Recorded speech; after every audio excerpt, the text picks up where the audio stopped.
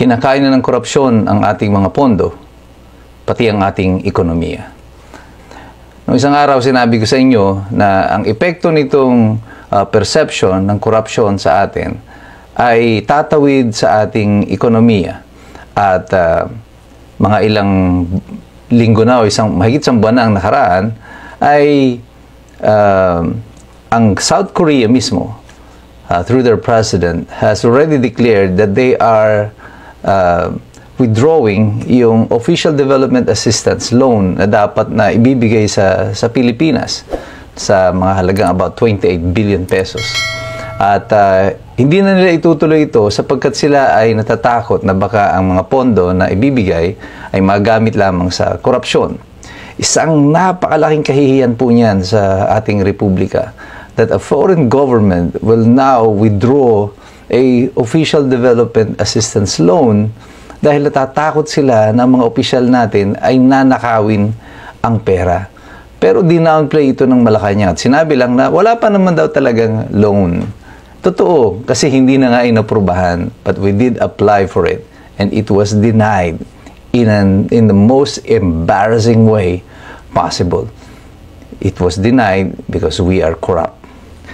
And then, the American government, through the US State Department, ay na-flag down na ang Pilipinas at sinasabi na nga yung corruption ang number one na issue natin kung bakit ang foreign investments ay mabagal na pumapasok dito sa Pilipinas.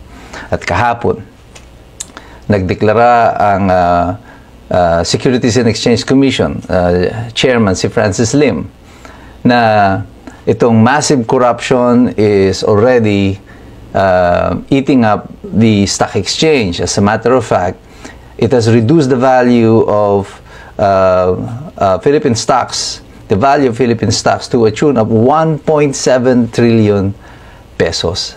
Para po hindi masyadong mga nakakaalam kung ano itong stock exchange, ito po ay parang merkado na ang ibinebenta po dito ay mga stocks o yung mga shares sa mga kumpanya. Ngayon, kapag maganda ang takbo ng isang ekonomiya, tumataas ang presyo ng stocks at ikaw ay kumikita. Halimbawa, ikaw ay nag-invest ng 100,000 para sa isang stock. Halimbawa, pumili ka ng stocks para sa Del Monte Corporation. Yung 100,000 mo, kumita itong Del Monte. Eventually, yung value ng iyong stocks naging 200,000. Kumita ka ng 100,000. Ang problema dyan, kapag bumababa yung presyo ng stocks. Halimbawa, same example, Del Monte Corporation. Nagsara yung Del Monte Corporation. Wala na yung stocks mo. O di kaya namili ka halimbawa sa PLDT ng 200,000 worth of stocks. Nagpanic ngayon yung mga investors, kagaya na nangyayari ngayon. When investors are panicking, they are selling. Binibenta nila yung kanilang mga stocks. Anong effect nito pag nagbenta ka ng stocks? Well, ang effect niya is that na-flood nito ang market. Maraming masyadong produktong nasa merkado. Parang pag ikaw yung namimili sa palengke, di ba? Kapag tambak yung kamatis na dumating, ang epekto niyan, bumababa yung presyo ng kamatis. Pero pag konti lang yung kamatis, mataas ang presyo ng kamatis. Ganon din po sa stocks. Kaya tawag yan, stock market. Ito isang merkado, ito isang palengke, kanya nga lang, stocks po ang ibinebenta. Dahil masyadong maraming stocks ang ibinebenta at marami ang gustong umalis sa pagnenegosyo dito sa Pilipinas, sa merkado ng Pilipinas, nagdadump na sila ng kanilang mga stocks at ang effect nito, bumabagsak ang presyo kasi masyadong maraming mga produkto o mga stocks ang nasa merkado ngayon and are being offered for sale. And that is why sinasabi ng SEC na bumagsak ang presyo ng mga stocks sa atin to a tune of 1.7 trillion in a span of just several weeks. 3 weeks lang ang sinasabi niya. And it was picked up by the media already. Na-report na siya ng ilang news outlets. Although very, very minimal yung pick up nila dun sa information. Wala ka madidinig na masyado. Although 1.7 trillion in 3 weeks, you should be sounding the alarm already about the economy ng Pilipinas. But nonetheless, ikinover pa rin ng ilang media outlets. Sa mga dyaryo, I saw it in Inquirer, Manila Bulletin, and ABS-CBN. And a few hours later, itong si Frederick Go, Special Assistant to the President on Investment and Economic Affairs, tinawag niya ang pronouncement ni Francis Lim as fake news. Anong ginawa ni Francis Lim? Well, as expected, siyempre, pareho silang nasa executive, biglang nag-issue ng panibagong statement si Francis Lim ng SEC. Sinabi niya, nagkamali daw siya. At hindi daw pala totoo yung kanyang balita na sinabi. Na naniwala lang daw siya na ito yung prevailing industry news. Ito yung nangyayari talaga sa merkado. Pero hindi niya sinabi kung ano ba talaga ang nangyayari. Sinabi lang niya na yung kanyang unang sinabi na nalugi na ang merkado ng 1.7 trillion, hindi daw po totoo. Kumbaga, sinundan niya na lang yung kwento ni Frederick Go. Siyempre, ang storya na yun ay galing sa Malacanang. Siya ay presidential appointee. Alam namang kontrahin niya yung sinabi. But the damage has already been done. The information is already out. Malacanang is just, damage control mode again. Nasabi na yung dapat masabi, naibulgar na yung dapat maibulgar. And these things that are happening is what I said is gonna happen. And it is happening right now. Ang problema po dito, it's not gonna stop here. Yung collapse ng stock market is just the precursor.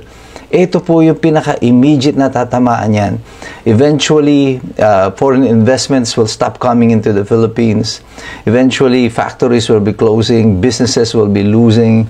At magkakaroon na po yan ng inflationary effect. The stock market as an automatic inflationary effect. Ibig sabihin yan, tumataas po agad yung mga interest rates sa mga bangko because of a market panic. At kapag po nangyari yan, ay tataas ang presyo ng bilihin sa merkado. Ang epekto niyan, siyempre, sa atin na naman po mga ordinaryong mamamayan sa mga mahihirap. And this is the real evil effect and aftermath effect of corruption. Kumikita na sila ng pera, yung mga magnanakaw, at pagkatapos tayo naman magsasuffer sa isang bumabagsak na ekonomiya. Malacanang is gonna spin this around. They're still gonna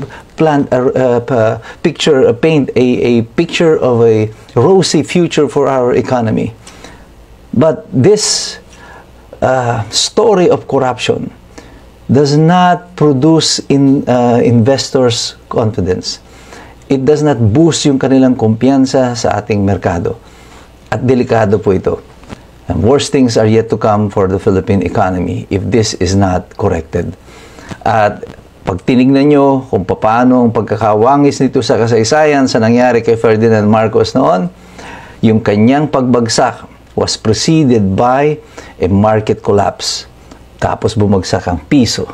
At tuloy-tuloy yung pag-slide ng piso to the dollar. And then the banks are losing money, the massive withdrawal, and then people power came. The pattern is the same.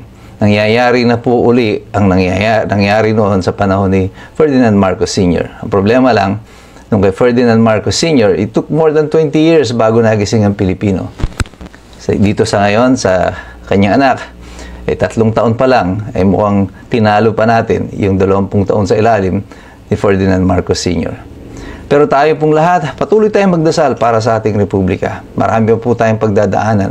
Marami pa pong mga trahedya ang nakapila sa atin. Pero kung tayo po ay patuloy na magkakapit-kapit, magsasama-sama, malalampasan din natin ang lahat ng mga pagsubok nito. Kailangan lang we continue to engage, patuloy tayong magbantay, patuloy tayong mag-aral. Sapagkat mahirap makialam ang taong walang alam. Mabuhay po ang Pilipinas. Mabuhay kayong lahat. Let us continue praying for Cebu. God bless us all.